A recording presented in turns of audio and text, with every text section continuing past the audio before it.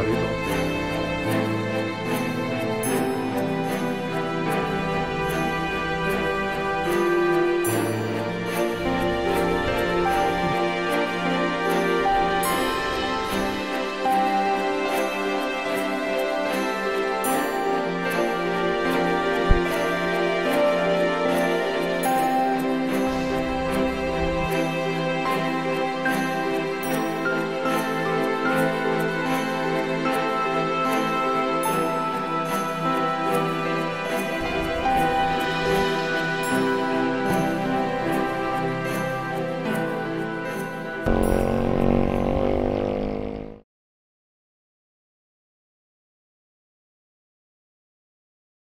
Okay, so good day everyone and welcome once again sa ating panibagong vlog.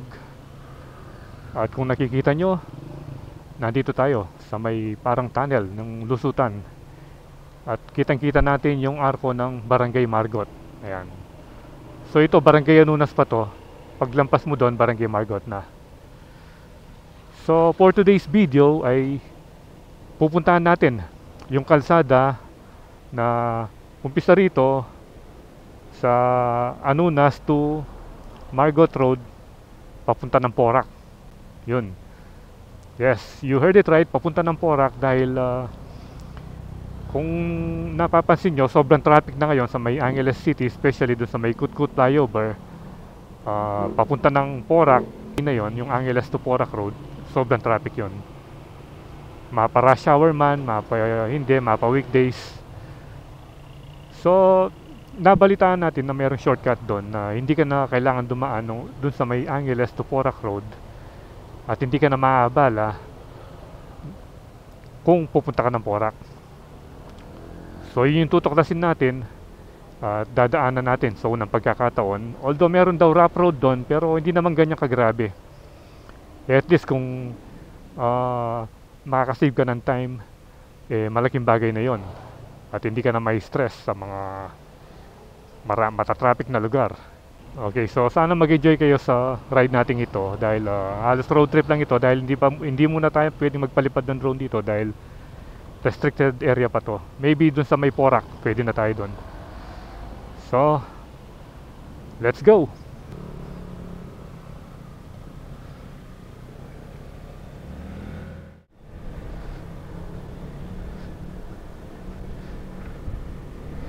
Ayan, so yung nakikita yung daan na ito, dito na tayo kakanan. Yan, hanapin natin dito yung lusutan papunta ng Barangay Anunas and then papunta ng unang bayan or unang barangay ng Porac.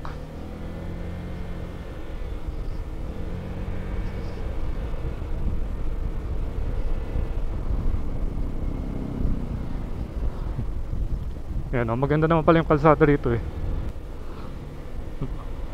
So meron palang tulay na madadaanan dito. Anong creek na ba to? Ito yung yung kadugtong yata nung yung sa may Friendship Bridge. Yan Oo, ito yung kadugtong dun sa may Anunas. Kaso wala lang pangalan. Hello.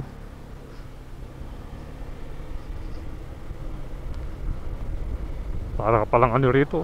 Parang may sigsag. Uy. Fiesta na rito. So pagdating dito, kakanan na yan. Kakanan na siguro tayo. Yan dito. Kakanan na tayo rito.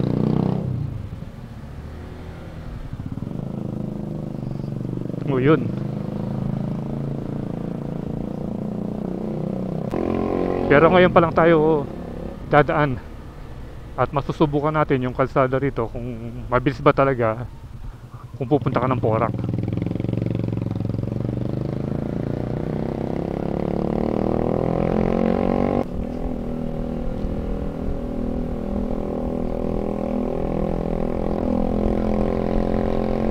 Malawak naman yung kalsada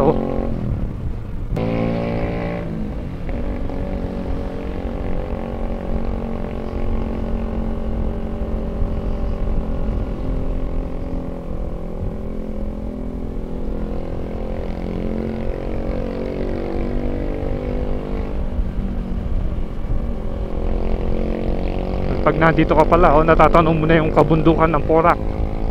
Ayan, oh.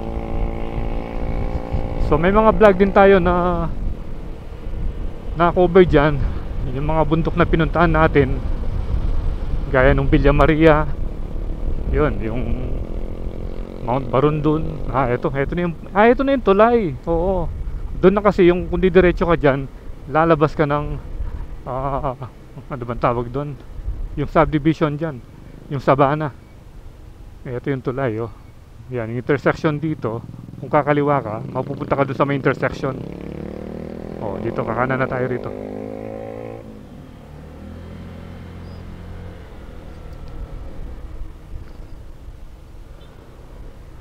Hello. Ayan, oh. Matindi pala yung flood control dito, oh. Tingnan nyo yung slope protection nila, solid, oh. Ang lawak, oh. Although doon mababa, dito kasi yung mga kabahayan, sa side na to, kaya tingnan nyo, ang lapad.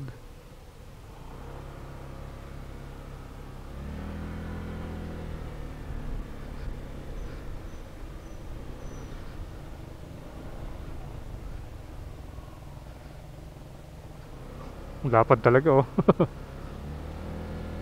Kung lahat ng flood control ganyan, wala sanang problema. Or kung meron man, at least malaki yung kabawasan. Hindi gaya nung talagang walang project, or mga substandard project yung mga ginagawa nila. Siyempre may mga contractor din na matitino at lumalaban ng parehas, pero siguro konti lang yun.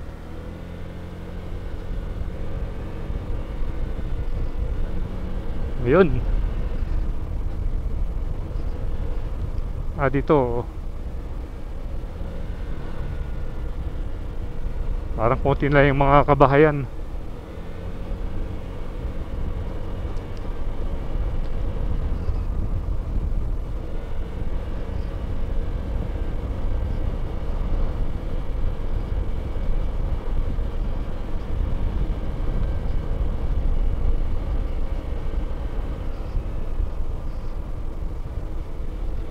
So dito may nakikita pa tayong tulay, pero parang papunta na sa mga private property ito.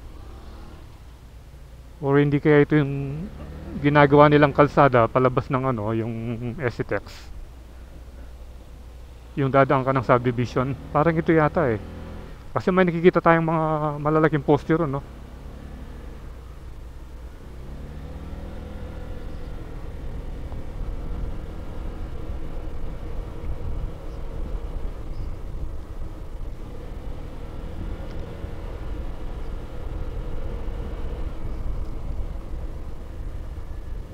Yan, no?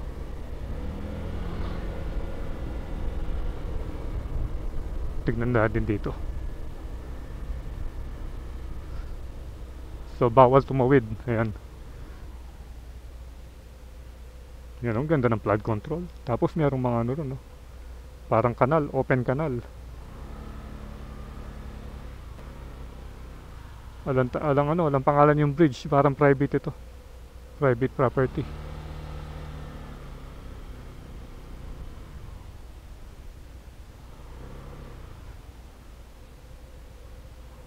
Ayan, no?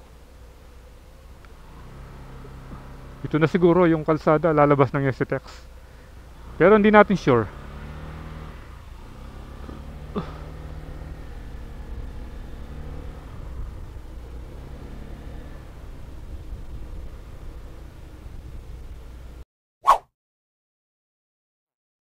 Na yung nakita nating kalsada doon sa may tulay, ito na yung daan papalabas doon sa may SCTEX. Ayun, nakikita natin yung pinaka ticket booth nila, yung kulay blue.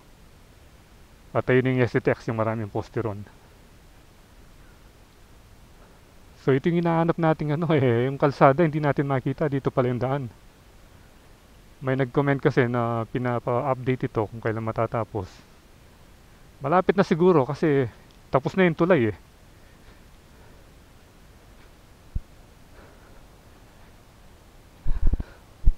So baka may ginagawa pang mga kalsada papunta dun sa may pinaka entrance, o kaya dito.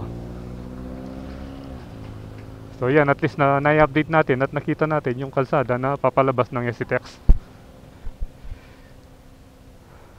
So diretso na tayo. Hindi pa rin tayo makapagpalipad dahil authorization zone pa rin ito.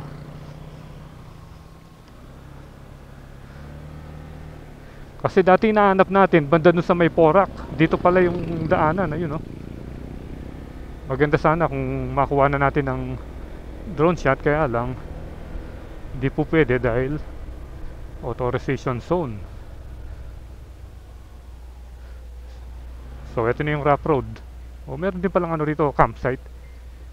MZL campsite. Ayan na, ito na yung start ng rough road.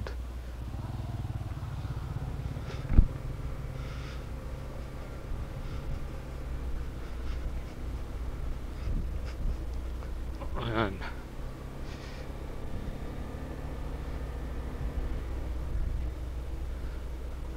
Pero hindi naman siya ganun kagrabe. Siguro pag ano, pag tagulan talagang ano. Pero dito medyo malalim na, oh.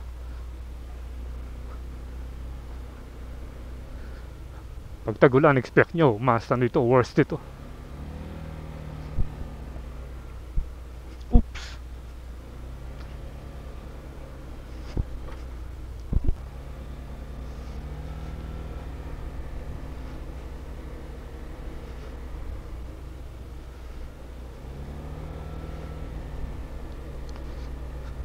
May mga dumadaan naman na mga kotse rito eh. So ibig sabihin eh, passable naman. Okay naman kahit sa mga four wheels. Akala ko kasi dati sa mga ano lang ito, sa mga usually mga motor lang. Pero possible yung mga motor tsaka yung mga kulong-kulong na paso yung race road dito dumadaan dahil walang checkpoint dito. Oops. Yun, medyo malalim na rito. Oops. Blue Hotel. Tapos dito na dahil yun para papunta lang doon sa taas yun eh. Dito medyo mahirap dito. At saka mas makita na yung daan.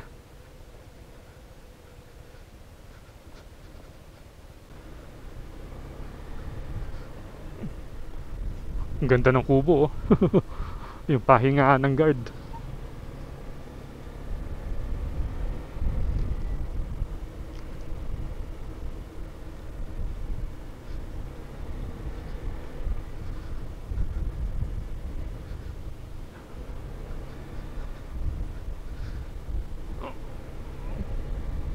So baling labas nito, doon daw sa may ano, parang bypass road, yung papuntang Boracay Resort. Ayan, medyo magtitiyaga lang kayo sa mga ganitong klaseng daanan kung ayaw nyong ma-traffic. Pero at least malaking time ang masasave nyo kung ayaw nyong may stress dun sa may Angeles to Porac Road.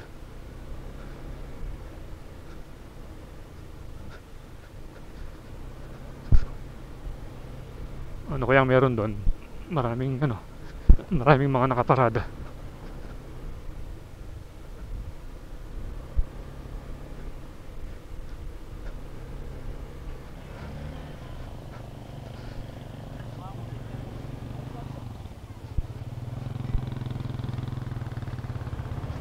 Yun.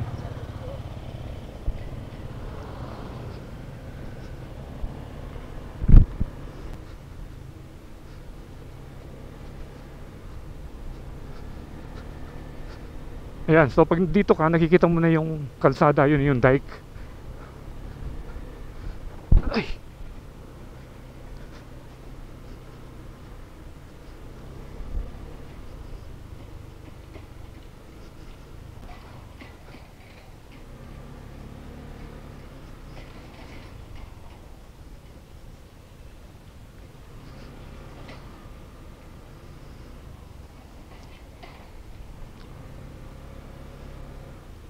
Ay, yun, Alikabok.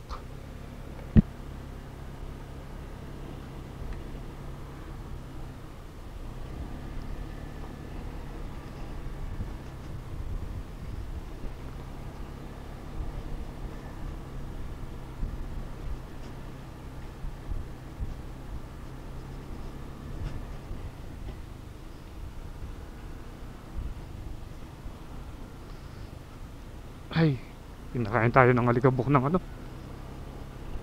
itong truck na to.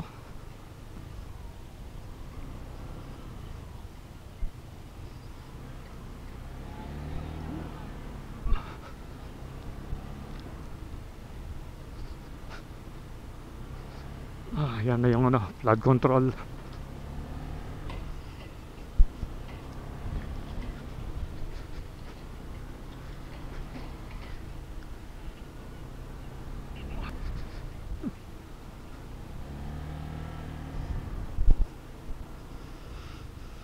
Ayun, nakita na natin yung approach.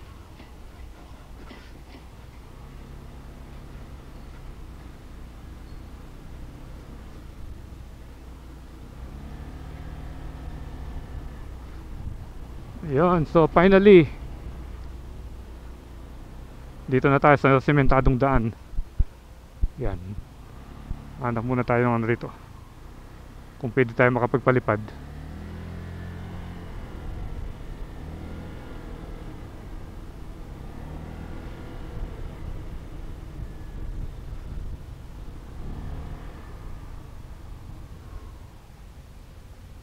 Ganda ng ano rito, meron siyang open canal dito na maliit.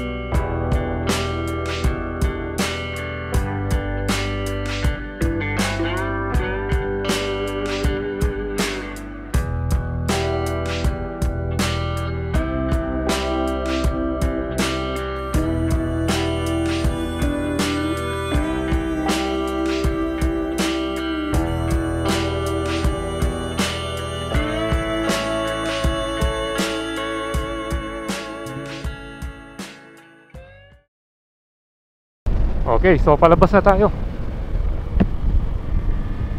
Marami rin palang nagtitrail na dumadaan dito patungo doon sa may river, Mangkachan River. At ito na yung Blue Hotel. Ayan, no? Ito yung pinakabagong resort, Blue Hotel Resort, dito sa may Porac Town. Lawak ng kalsada rito, pero kukunti lang yung mga dumadaan. Usually yan, no, mga katutubo, yung mga nakakulong-kulong. Siguro kung didiretso ito, kung gagawa ng kalsada papuntang SCTEX, magiging busy yung daan na ito. Tingnan nyo, 1, 2, 3, 4 lanes siya.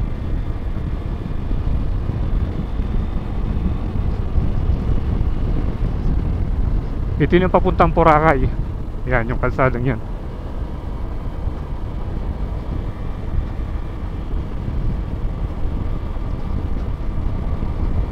Naalala ko, maybe 2 years ago, dito ginanap yung ano yung first Ablas Nimbalas, yung track show dito sa Porac, Pampanga. Kasi ngayong taon na to ginawa dun sa may bagong municipal hall, yung napakagandang municipal hall ng Porac.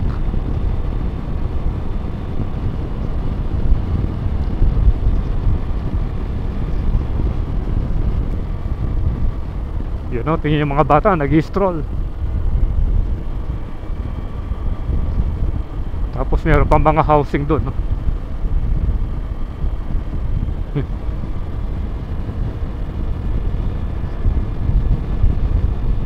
Kung kanina galing kayo sa rough road, medyo sumakit yung foot nyo o yung katawan nyo, dito naman talagang makakabawi ka dahil napakaganda at napakalapad ng kalsada.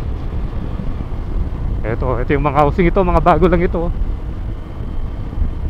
mga 2-story.